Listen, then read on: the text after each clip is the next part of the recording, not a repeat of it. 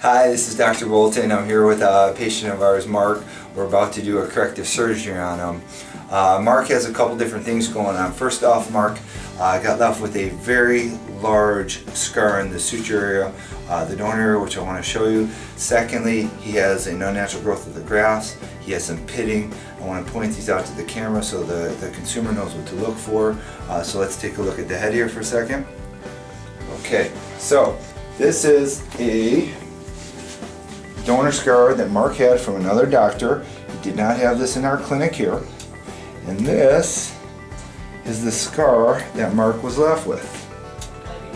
Okay, as you can see, this is a very large, unsightly scar. Mark unfortunately cannot cut his hair short. Mark unfortunately cannot go into a pool without this being visible. If you look at the back of Mark's head, his previous physician used what's called a punch graft. A punch graft is what they use today to take out a follicular unit extraction. They punch a little hole out and they get the thing. These little pits that you're seeing here, this little pitting, is due to a punch graft that was made to use the slit to put it in. The technicians probably went too deep with the units. He's getting all sorts of ingrowns and breakouts due to that. You can see how their grafts are completely spacey. They don't blend in. They look like, you know, straws of hair sticking out of his head.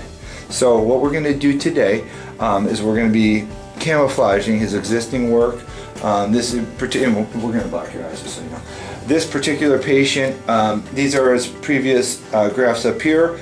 The natural hair went down. We've now created an alley between the grafts and the hair. So if you were to look at it from the other side, the same thing happened.